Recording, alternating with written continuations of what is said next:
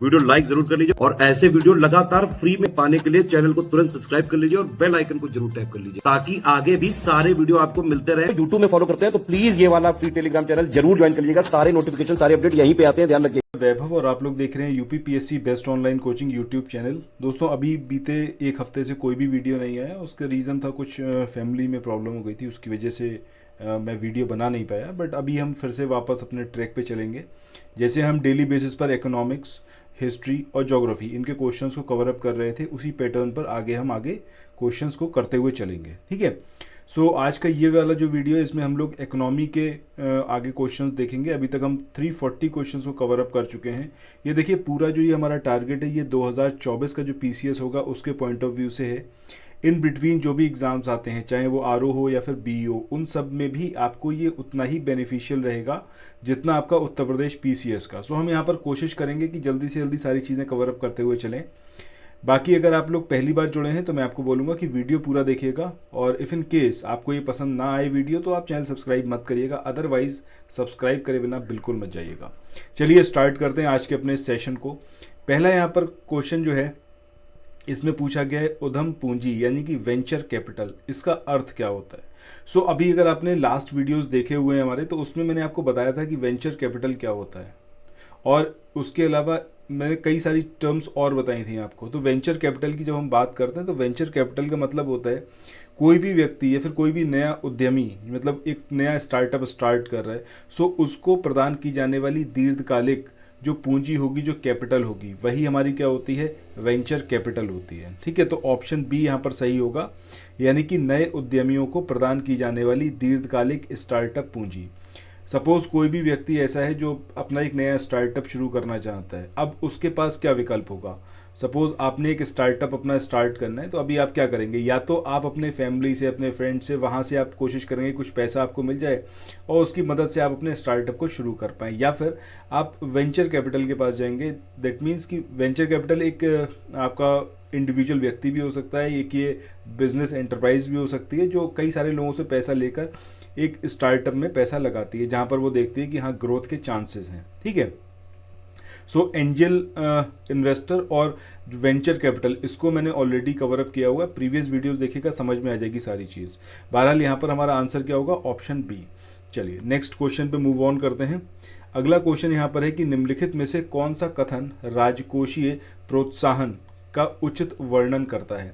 अगर आप लोग उत्तर प्रदेश पीसीएस की तैयारी कर रहे हैं, आप आरओ की तैयारी करना चाहते हैं, बीईओ की तैयारी करना चाहते हैं, इन तीनों एग्जाम की अगर आप तैयारी करने चाहते हैं तो स्टडी फॉर सिविल सर्विसेज के कोर्सेज को आप ज्वाइन कर सकते हैं कंप्लीट तैयारी के लिए। ये वन स्टॉप डेस्टिनेशन है, यहाँ पर आपको सब कुछ मिलेगा, जिसमें स्टडी मटेरियल रहेगा, टेस्ट सीरीज रहेंगी, पेड क्विज रहेंगी, सब कुछ आपको एक ही जगह पर मिलेगा, और ये सब कुछ सफिशिएंट होगा आपके एग्जाम को क्रैक करने के लिए, एग्जाम को निकालने के लिए। लेटेस्ट ग्रुप स्टार्ट हो चुके हैं, और उन ग्रुप में आपको एडमिशन लेने के लिए सिंपली जो ये नंबर मैं आपकी स्क्रीन पर लिख रहा हूँ, इन नंबर्स पर आप कॉल कर सकते हैं। 8564880530, इस नंबर पर आप संपर्क कर सकते हैं। इसके अलावा 9696066089, इस नंबर पर कांटेक्ट कर सकते हैं, या फिर आप 7523864455, इन तीनों में से किसी भी नंबर पर कॉल करके आप हमसे संपर्क कर सकते हैं, और ये लेटेस्ट ग्रुप जो है इसमें आप एडमिशन ले सकते हैं। अब अगर आप इस टर्म को ध्यान से देखेंगे, राजकोषीय प्रोत्साहन यानी कि राजकोष से दिया जाने वाला प्रोत्साहन। अब वो प्रोत्साहन किस टर्म्स में हो सकता है, वो प्रोत्साहन डायरेक्ट मनी के सेंस में हो सकता है, वो प्रोत्साहन जो टैक्सेस हैं उनको रिड्यूस करने के सेंस में हो सकता है। ठीक है। इस तरीके से जो सरकार है वो प्रोत्साहन देती है, किसमें, जब इकोनॉमी हमारी मंद अवस्था में होती है, स्लो इकोनॉमी चल रही होती है। जब अभी आपने देखा होगा कोविड का ड्यूरेशन चल रहा था, तो उस टाइम पर आत्मनिर्भर पैकेज वगैरह स्टार्ट किया गया था सरकार की तरफ से, वो इकोनॉमी में, मतलब अर्थव्यवस्था में उसको बूस्ट देने के लिए, अर्थव्यवस्था को, जो आत्मनिर्भर पैकेज था उसकी घोषणा की गई थी। ठीक है। तो यहाँ पर क्या है, राजकोषीय प्रोत्साहन, इसका मतलब ही यही है कि राजकोष से दिया जाने वाला प्रोत्साहन। अब इसमें क्या होगा, जो मैंने अभी आपको बताया कि एक तो चीज़ ये है कि यहाँ पर सरकार जो है जो टैक्सेस हैं उनको रिड्यूस करेगी, और दूसरा कुछ पैसा जो है वो इकोनॉमी में इन्वेस्ट करेगी, लगाएगी। अब ये जो राजकोषीय प्रोत्साहन है, इसका बेसिक पर्पस क्या है? बेसिक पर्पस ये है कि जो उपभोक्ता है, जो कंज्यूमर है, वो ज़्यादा से ज़्यादा चीज़ों को खरीदे। अब वो कब खरीदेगा? जब प्रोडक्ट सस्ता होगा। प्रोडक्ट सस्ता कब होगा? जब सरकार टैक्सेस को थोड़ा कम करेगी। ठीक है, तो राजकोषीय प्रोत्साहन का मतलब क्या होगा कि सरकार जो है उत्पाद पर, जो प्रोडक्ट है उस पर कर को कम करे। इससे क्या होगा? लोग ज़्यादा से ज़्यादा कंज्यूम करेंगे, खपत बढ़ेगी। खपत बढ़ेगी तो जो उद्योग है, जो इंडस्ट्री है, वो उपभोक्ताओं को आवश्यकता को पूरा करने के लिए और ज़्यादा प्रोडक्ट बनाएगी, संयंत्र लगाएगी। ठीक है, तो ये सारी चीज़ें हैं इसके बारे में। तो ऑब्वियस सी बात है, ये एक सकारात्मक सोच के बारे में बात हो रही है यहाँ पर कि देश में आर्थिक गतिविधियों को बढ़ावा देने के लिए सरकार की एक गहन सकारात्मक कार्रवाई है, जिसको हम राजकोषीय प्रोत्साहन कहते हैं। ठीक है, तो आंसर क्या होगा आपका? Option B. आई होप आपको ये चीज़ क्लियर होगी कि हम राजकोषीय प्रोत्साहन से क्या समझते हैं। इसके बाद नेक्स्ट क्वेश्चन की बात करें। यहाँ पर पूछा गया है, स्वतंत्र भारत की प्रथम औद्योगिक नीति यानी कि फर्स्ट इंडस्ट्रियल पॉलिसी, इसकी घोषणा कब की गई थी? कौन से ईयर में? 1947 में, 48 में, 50 में या फिर 56 में? सो हम यहाँ पर चलें कि प्रथम औद्योगिक नीति या फिर फर्स्ट इंडस्ट्रियल पॉलिसी, इसकी घोषणा कब की गई थी? तो इससे पहले कुछ एक बातें इसके बारे में समझिए। देखिए, देश आज़ाद हुआ था, उस टाइम पर सरकारों के पास बहुत पैसा तो था नहीं। उस समय ज़रूरत ये थी कि पब्लिक और प्राइवेट दोनों, मतलब सरकार जो है प्राइवेट सेक्टर के साथ मिलकर कुछ जो है स्थिति में सुधार लाए। तो इसके लिए पहली जो मेजर पॉलिसी या फिर मेजर पॉलिसी डॉक्यूमेंट जो जारी करा गया इंडस्ट्रीज़ के लिए, उसमें स्ट्रेस दिया गया मिक्स्ड इकोनॉमी पर। ठीक है, तो ये आपकी फर्स्ट जो इंडस्ट्रियल पॉलिसी थी, इसमें तो क्या करा गया, जो मिक्स्ड इकोनॉमी थी इस पर जोर दिया गया। इसके साथ ही इसमें एक चीज़ और थी कि जो आपका लघु उद्योग होता है, कॉटेज इंडस्ट्री होती है और स्मॉल स्केल इंडस्ट्री होती है, उस पर भी यहाँ पर ध्यान दिया गया था। ठीक है, अब ये कौन सा साल था? साल था आपका 1948। अप्रैल 1948 में इसको लॉन्च किया गया था, फिर इसको डिक्लेयर करा गया था। उस टाइम पर जो हमारे इंडस्ट्रियल मिनिस्टर थे, जिनका नाम क्या था आपका? श्यामा प्रसाद मुखर्जी। अब यहाँ पर जो इंडस्ट्रीज़ थी उनको 4 अलग अलग कैटेगरीज में डिवाइड करा गया था। ठीक है, ये फर्स्ट आईपीआर की हम बात कर रहे हैं। पहली इंडस्ट्री वो थी जो कि गवर्नमेंट के अंडर आती थी। ठीक है, मतलब वो आइटम जो कि गवर्नमेंट के डायरेक्टली कंट्रोल में रहेंगे, उसको प्राइवेट सेक्टर नहीं बना सकता। जैसे कि अगर हम आर्म्स की बात करें या फिर एमिनेशन की बात करें, एटॉमिक एनर्जी की बात करें, रेलवे ट्रांसपोर्ट, तो ये सब कुछ डायरेक्टली गवर्नमेंट के कंट्रोल में था। इसमें प्राइवेट सेक्टर का इन्वॉल्वमेंट बिल्कुल नहीं था। दूसरा वो सेक्टर रखा गया जिसमें वो आइटम्स थे जो कि स्टेट गवर्नमेंट के कंट्रोल में रहे, जिसमें आपका आयरन और स्टील था, एयरक्राफ्ट था, मैन्युफैक्चर था। कहीं अपना माइक्रो नोट्स अगर बना रहे हो तो आप ये सारी चीज़ें नोट डाउन कर सकते हैं। ऐसे ही टेलीफोन था, ठीक है, और टेलीग्राफ था, वायरलेस एपरेटस, ये सब, इन सब की जो मैन्युफैक्चरिंग थी ये स्टेट गवर्नमेंट के कंट्रोल में थी। तीसरे वो आइटम थे जो कि बेसिक इंपॉर्टेंस के थे, जिसमें नमक की बात कर लें, ऑटोमोबाइल की बात कर लें, ट्रैक्टर की बात कर लें। तो इनके लिए जो भी टर्म्स कंडीशंस बनानी थी, जो भी प्लानिंग करनी थी या फिर जो भी रेगुलेशन लाने थे, वो सेंट्रल गवर्नमेंट का काम होता था। इसके बाद अब इन सारी चीज़ों को छोड़ के जो चीज़ें बची, जो इंडस्ट्री बची, वो ओपन कर दी गई थी किसके लिए? प्राइवेट सेक्टर के लिए। तो बेसिकली आपको इसके बारे में क्या याद रखना है? एक तो ये कि पहला ये मेजर डॉक्यूमेंट था जिसके अंदर मिक्स्ड इकोनॉमी के बारे में बात करी गई थी। दूसरी बात, श्यामा प्रसाद मुखर्जी उस टाइम पर हमारे उद्योग मंत्री थे। 1948 अप्रैल 1948 में फर्स्ट इंडस्ट्रियल पॉलिसी को लॉन्च किया गया। 4 कैटेगरीज में डिवाइड करा गया इंडस्ट्रीज़ को, या फिर वो आइटम्स को जो प्राइवेट सेक्टर बना सकते हैं या फिर गवर्नमेंट के कंट्रोल में रहेंगे या फिर गवर्नमेंट ही बना सकती है। तो ये सारी चीज़ इसके बारे में थी।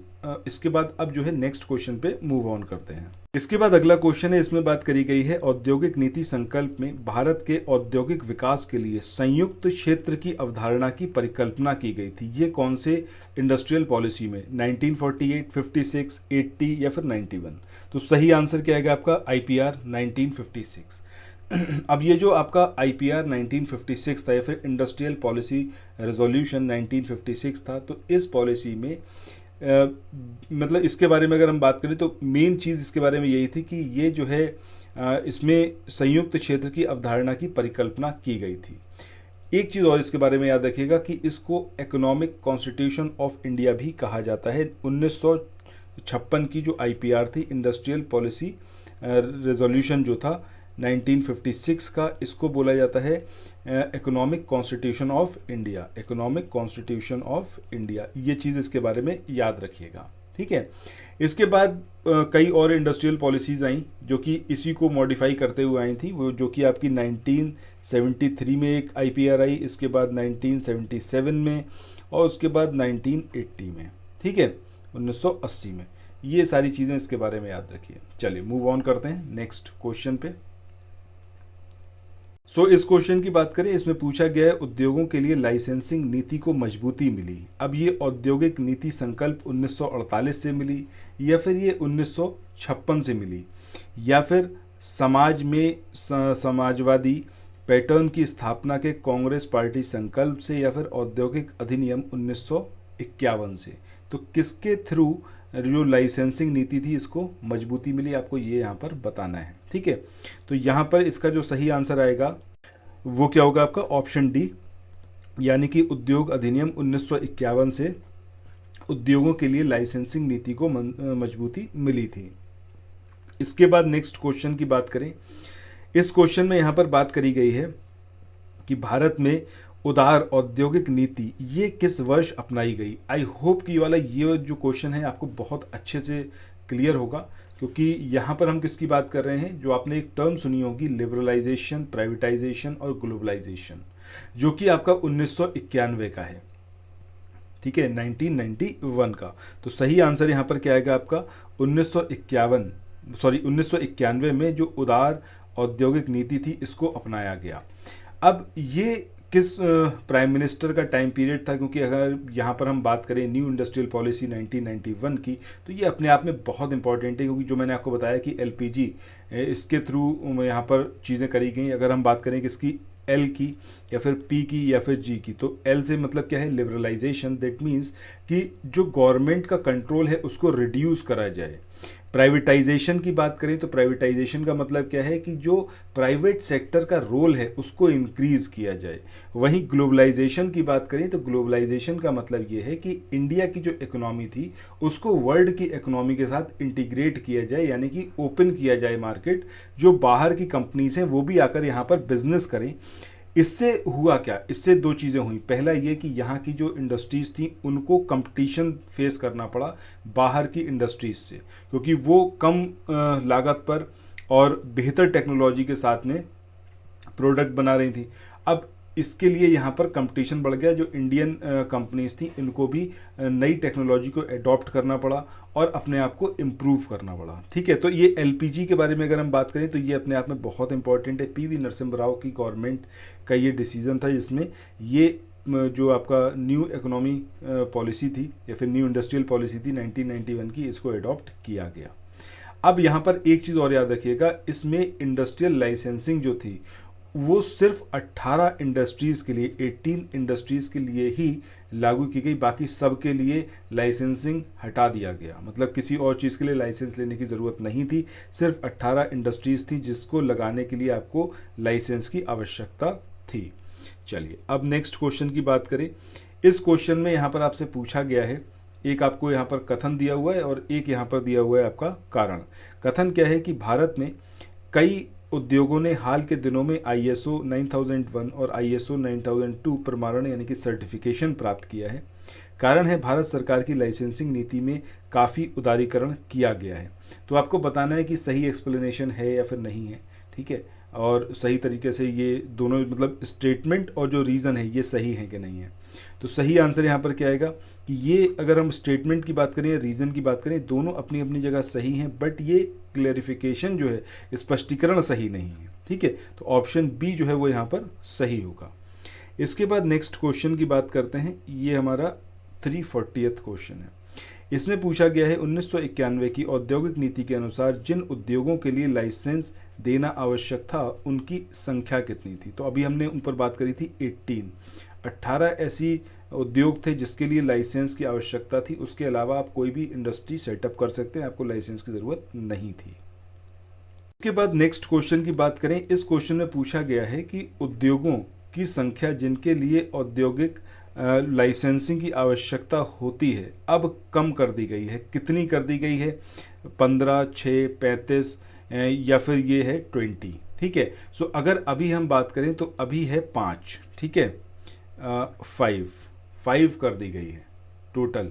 तो यहाँ पर ये जो है आपका, ये जो आंसर आपका ऑप्शन बी है ना, इसको यहाँ पर 5 होना चाहिए, ठीक है, 5 कर दी गई है। अब ये 5 कौन कौन से सेक्टर हैं ये और समझ लीजिए, ताकि आपको चीज़ें यहाँ पर क्लियर रहें। अब एक तो है वो प्रोडक्ट जो कि अल्कोहल वाले हैं, तो अल्कोहल वाले जो प्रोडक्ट हैं उनके लिए लाइसेंसिंग ज़रूरी है, टोबैको वाले के लिए लाइसेंसिंग ज़रूरी है। इसके अलावा इलेक्ट्रॉनिक एरोस्पेस और जो सुरक्षा उपकरण हैं उसके लिए लाइसेंसिंग ज़रूरी है। चौथा है आपका कि इंडस्ट्रियल विस्फोटक या फिर जो आपका सेफ्टी फ्यूज़ होता है, गन पाउडर होता है, नाइट्रोसेलुलोज हैं, या फिर ये सारी चीज़ें इसमें विस्फोटक सामग्री बनती है, ठीक है, उसके लिए लाइसेंसिंग ज़रूरी है। और पांचवा आता है जिसमें आपका रासायनिक, जो ऐसे रसायन हैं जो कि खतरनाक हैं उनके लिए लाइसेंसिंग ज़रूरी है। तो इन टोटल 5 हैं। तो यहाँ पर आंसर हमारा क्या होगा, ऑप्शन बी, बट ये 5 होगा ना कि 6, ठीक है। चलिए इसके बाद नेक्स्ट क्वेश्चन पे चलते हैं। ये हमारे आज के इस वाले वीडियो का लास्ट क्वेश्चन है। यहाँ पर आपसे पूछा गया है कि उदारीकरण, निजीकरण और वैश्वीकरण, इसकी जो नीति है, इस नीति को किस प्रधानमंत्री द्वारा नई आर्थिक नीति के रूप में घोषित किया गया। सो अभी जब हम इसके बारे में बात कर रहे थे, एलपीजी के बारे में, तभी हमने ये चीज़ जानी थी कि हम किसके बारे में बात कर रहे हैं। हम बात कर रहे हैं पीवी नरसिम्हा राव सरकार की, ठीक है। तो ऑप्शन क्या होगा यहाँ पर, ऑप्शन सी। सो दोस्तों इसी के साथ इस वाले सेशन को आज को यहीं पर ख़त्म करते हैं, और नेक्स्ट जो वीडियो आएगा उसमें आगे 351 के नंबर से क्वेश्चन नंबर से आगे स्टार्ट करेंगे, ठीक है। सो चैनल अगर आपको सही लगा हो, ये वीडियो पसंद आया हो, तो चैनल को सब्सक्राइब करना मत भूलिएगा। शॉर्ट्स ज़रूर देखिएगा, चैनल पर शॉर्ट्स आ रहे हैं, बहुत इंपॉर्टेंट है। Thank you so much.